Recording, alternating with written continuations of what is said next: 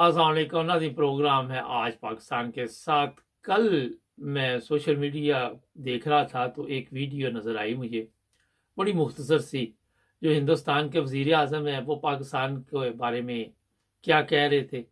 और उसके बाद एक और चीज़ आपको बताऊंगा, जो गंदम का मसला है सिंध में, बाकायदा तौर पे जो जरदारी है उसने गंदम गायब की हुई है, उसकी भी एक वीडियो सामने आई है और भी बातचीत करेंगे। जरा पहले ये मोदी साहब का बयान सुने जी। हमने पाकिस्तान की सारी हेकड़ी निकाल दी, सुने। उसे कटोरा लेकर दुनिया भर में घूमने के लिए मैंने मजबूर कर दिया है।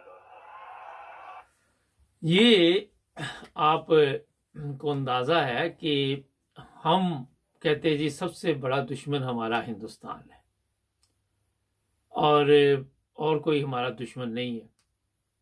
हिंदुस्तान के साथ हमारी 3 जंगें भी हुई, लेकिन उसके बावजूद आज हिंदुस्तान कहाँ पे पहुंच गया और पाकिस्तान कहाँ पे है। जो बात ये मोदी साहब ने कही वो ठीक है, उसमें अब ये हमारी मीडिया प्रोपेगेंडा करना शुरू कर दे कि नहीं जनाब ऐसी कोई बात नहीं है, तो मेरा ख्याल कोई जगह छोड़ी नहीं जहाँ से हमने पैसे मांगने के लिए या तो हमारा वज़ीर आज़म गया या वज़ीर ख़ारजा गया या हमारा चीफ ऑफ आर्मी स्टाफ गया, पिछला भी गया, ये भी गया।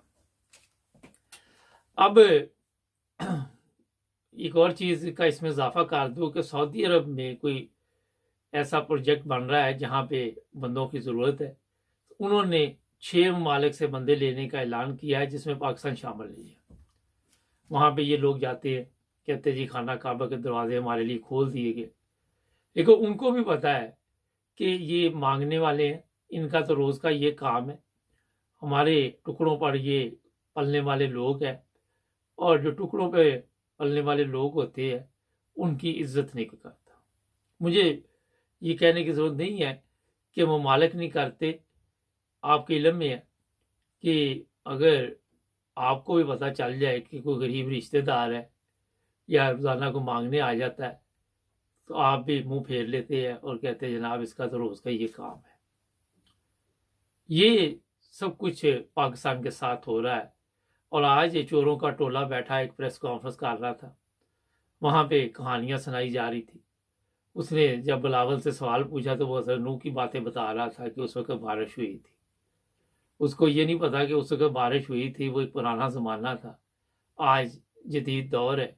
एक ऐसी वीडियो भी इस वक्त चल रही सोशल मीडिया पे कि सिंध में कोई काम नहीं हो रहा, सबसे ज़्यादा लूट मार सिंध में हो रही है, और सामने बैठा के जूते मारे उसने बिलावल और ये सब जो आके शीरी मज़ारी और ये दूसरे तीसरे भीख मांगने अब जाते हैं, तो वहाँ इनको बातें सुनाई जाती हैं और बताया जाता है जनाब कि सिंध में आपको हर तरफ बर्बादी तबाही नज़र आएगी। ये नहीं कि सैलाब आया या बारिश आई, उससे पहले भी कोई वहाँ पे हालात ठीक नहीं थे। कराची है, वहाँ गंदगी की जो हालत आप सबके इल्म में। आप ये टीवी लगाएं, अभी खोले, वहाँ पे MQM बैठा हुआ दावे कुछ कर रहा होगा, पीपल्स पार्टी कुछ कर रही होगी। इक़्तिदार की जंग में इन्होंने लोगों को जो सज़ा दी है, मेरा ख्याल है कि शायद लोग इसी के मुस्तहिक थे जो उनको सज़ा मिली, क्योंकि वो इनको लीडर बनाते रहे।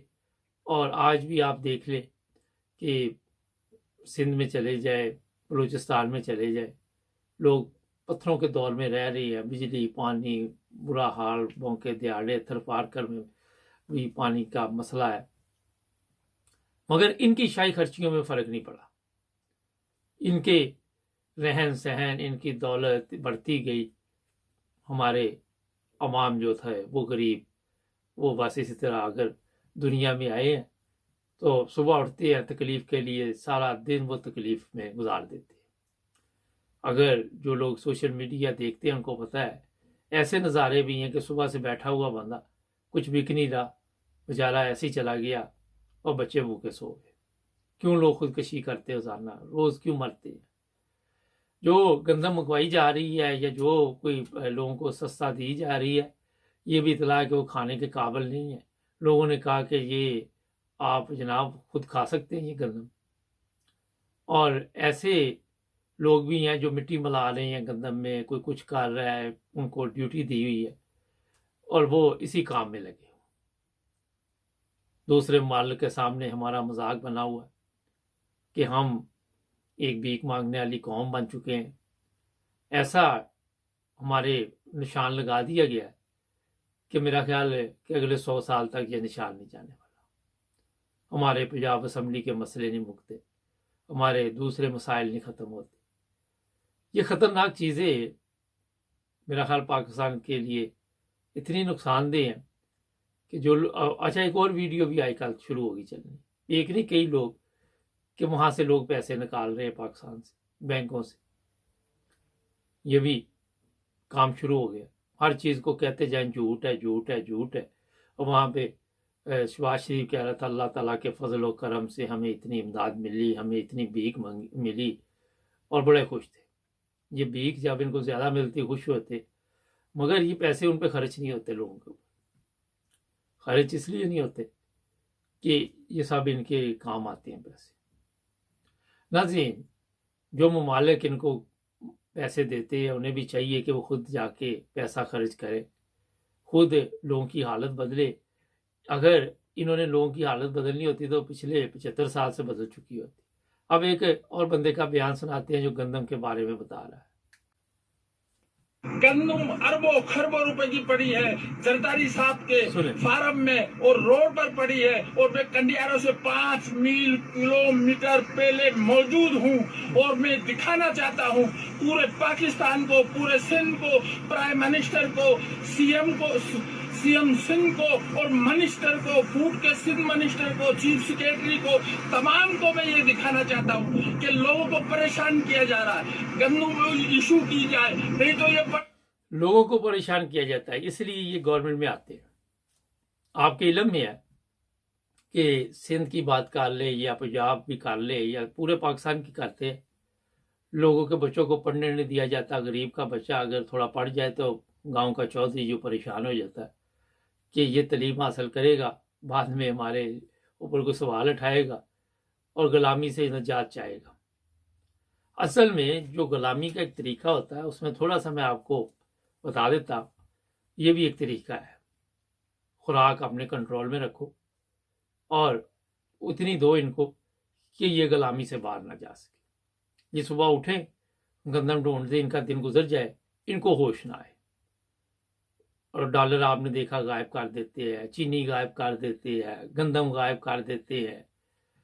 اب آپ اندازہ لگائیں کہ اسی ڈیوٹی کے لیے یہ گورنمنٹ میں آتے ہیں. یہ کوئی گندم یہ نہیں کہ لوگوں کو کہیں گے جناب آپ لے لیں گندم اور اچھی زندگی گزارے.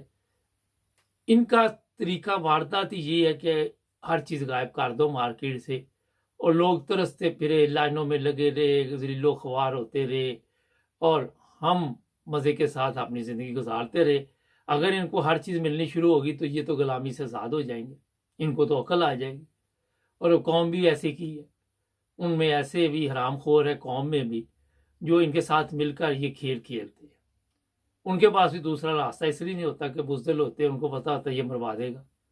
آج بھی میں نے کئی دفعہ آپ کو کہا کہ ایسے پاکستان میں علاقے ہیں جہاں پہ جو گاؤں کا چودھری ہے اس کے بغیر کسی کی ضرورت نہیں کوئی کام بھی کر لے. سکول ہے، کالج ہے، بچوں نے پڑھنا ہے، جا کے چودھری سے مشورہ کرتے ہیں، وڈیروں سے مشورہ کرتے ہیں. یہ حالت اسی لیے بنائی گئی ہے کہ یہ غلام رہے، یہ آزاد نہ ہو سکے. اگر آپ تھوڑی سی یورپ کی بات کر لیں، پچھلے دنوں یہاں بھی مسائل بنے تھے، کرونا تھا، پھر یوکرائن جنگ تھی، لیکن انہوں نے کوئی چیز چھپائی نہیں، ہاں کم مقدار میں کر دی.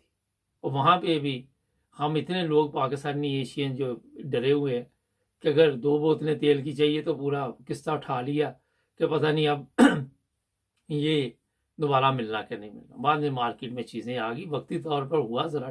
ہمارے تو رہتے ہی ایسے ہے نا، ہمارے جو بھی، میں تو جب سے ہوئی سنبھالی کبھی ڈیپو کبھی کچھ دیکھتے رہے ہوں.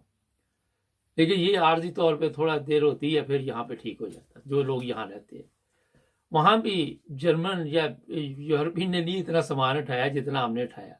हम डरे हुए, क्योंकि हमें पता है कि हम पाकिस्तान से आए हुए हैं या एशिया से आए, कि वहाँ पे ये तो स्यापे रोजाना पड़े रहते हैं। हालांकि अगर ये गंदम जिस तरह बता रहा है जखीरा अंदोज की गई या ये निकले सबको मिले तो कोई प्रॉब्लम नहीं, मगर इससे काम के लिए ये लोग नहीं आते जिस तरह मैंने आपको बताया। फिर जो इंटरनेशनल लेवल पे लोग जो भी इन पे नज़र रखे हुए हैं वो भी इनसे सवालात इस तरह के नहीं पूछते। कोई ये नहीं पूछता जनाब आप कौन सी खिदमत पाकिस्तान में कर रहे हैं, आज तक आपके मुल्क में जमहूरियत तो नहीं है। अभी मुझे जब मैं देख रहा था प्रेस कॉन्फ्रेंस तो बताया गया कि अब अरब अमारात में जा रहे हैं साहब वज़ीर आज़म। पहले वो चीफ ऑफ आर्मी स्टाफ को भेजा हुआ था मांगने के लिए, अब वो कहता मैं खुद जाऊंगा। और फिर जब रोजाना ये वहाँ पे मांग, अच्छा कभी उनके भी कोई आए हैं यहाँ, कभी वो इनको ये कोई 10 दफ़ा दावत देते हैं तो मेरा फिर वो चक्कर लगाते हैं। हमारे मुंह उठाया चलो जी सलाम अलैकुम कुछ दे दो, जो दे उसका भी भला, जो ना दे उसका भी भला, वो वाला चक्कर चला हुआ है। वो जो ना दे उसका भला इसलिए उसको ये बुरा भला नहीं कहते कि शायद अब इसके बाद इसके पास भी जाना पड़े, जो आएगा वो ही पकड़ लो। तो ये जनाब पाकिस्तान की हालत कर दी है कि अब हिंदुस्तान के वज़ीर आज़म ने, अगर आप हिंदुस्तान में नज़र डाल लें मार्केटों में जाएं उनका सामान पड़ा हुआ है, किसी भी जगह घाना में चले जाए, किसी जगह चले जाए, क्योंकि मैं काफ़ी रिसर्च करता रहता हूँ, हमारे को मुँह नहीं लगाता। बेईमान टोला रामखोर आपको मिलेंगे, तजारत में बेईमानी, किसी को इत्मीनान ही नहीं, किसी को भरोसा ही नहीं कि ये चीज़ ठीक बेच सकेंगे, चाहे वो पब्लिक है, चाहे वो हुक्मरान है, चाहे वो कोई भी है। तो ये पाकिस्तान की हालत है।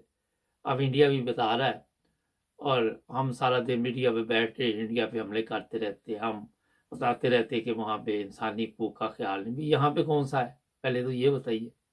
अगर वहाँ पे नहीं तो यहाँ पे कौन सा हो रहा है?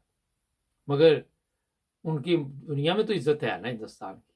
उसने रूस से तेल लिया, किसी की जरूरत नहीं हुई, हमारा पूरा सिस्टम ही चेंज कर दिया।